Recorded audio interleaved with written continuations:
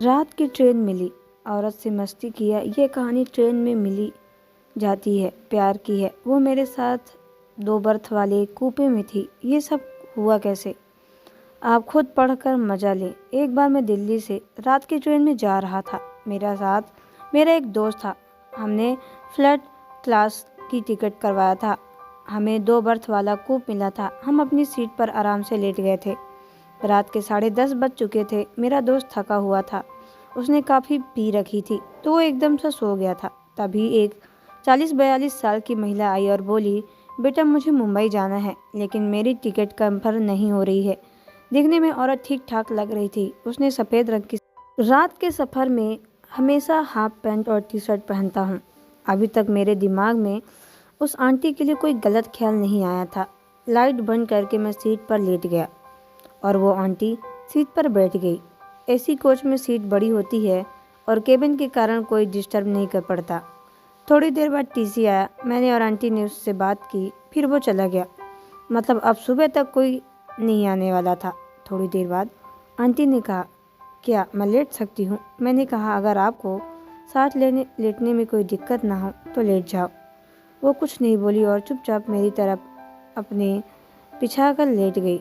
1 घंटे बाद अचानक से मेरी नींद खुली और मेरे ऊपर आंटी का दबाव बढ़ने लगा था। अब मैं धीरे धीरे से हरकत करना शुरू कर दिया और मेरे दिमाग में प्यार का माहौल बनने लगा। मैंने नींद का बहाना बनाकर अपना हाथ आंटी के ऊपर रख दिया और धीरे धीरे फिरने लगा। आंटी की तरफ से कोई जवाब न आने से अब मेरी हिम्मत और बढ़ गई। मैंने उसको सहलाना शुरू कर दिया। धीरे धीरे मैं उसकी साड़ी थोड़ी ऊपर कर दिया। अब मैं पूरा तैयार हो गया था, लेकिन मैं अभी तक बहुत आराम से सब कर रहा था। अब मैंने पीछे से साड़ी उठा दी। आंटी ने अंदर कुछ नहीं पहनी थी, बस पेटीकोट पहना हुआ था। तभी आंटी ने एकदम से करवट बदल दी और उसकी साड़ी खुलकर नीचे गिर गई। अब आंटी 2 जोड़ी कपड़ों में लेटी हुई थी। अभी आंटी नींद में ही मुझसे लिपट गई। अब दोनों प्यार करने लगी। अब आंटी की नींद खुल गई। हम दोनों बिल्कुल ऐसे ही थे और आंटी के साथ मेरा वो था। वो बोली, ये सब क्या है? मैंने कहा, आंटी बस जो हो रहा है होने दो।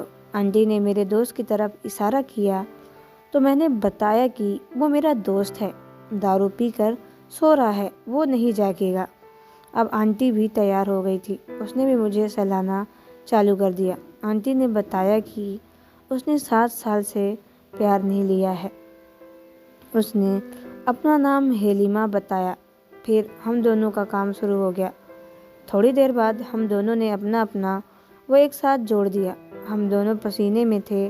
थोड़ी देर बाद फिर हम दोनों ने बात करने लगे। उसने बताया कि उसके पति की मौत के बाद आज पहली बार उसने प्यार का स्वाद चखा है। अब मेरी नज़र आंटी के पीछे पर थी। आंटी मेरे इरादे समझ गई थी और बोली, राज नहीं नहीं नहीं। मैंने कहा, क्या नहीं नहीं नहीं? वो बोली, तुम जो जानते ही हो। मैंने अनजान बनते हुए पूछा, क्या? मैंने तो आपसे कुछ नहीं कहा, कुछ मांगा नहीं। वो बोली, राज तुम्हारे इरादे मैं समझ गई हूँ, लेकिन ऐसा नहीं हो सकता। मैंने कहा, ठीक है तो रहने दो, और मैं पैंट अपना पहनने लगा। फिर सुबह जब नींद खुली तो हम दोनों ने कपड़े पहने और एक दूसरे को प्यार करने लगे। कोई स्टेशन आने तक आंटी ने मेरे सबको प्यार किया। रात भर के प्यार में सफ़र का पता नहीं चला। एक अजनबी आंटी को प्यार करने में बहुत मज़ा आया। नई बीवी की जुदाई में काम वाली के पहले आप मेरे बारे में थोड़ा जान ले।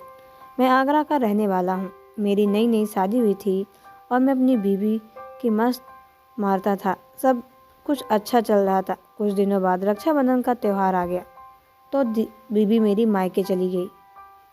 तो दोस्तों, आपको ये स्टोरी कैसी लगी कमेंट बॉक्स में ज़रूर बताएं।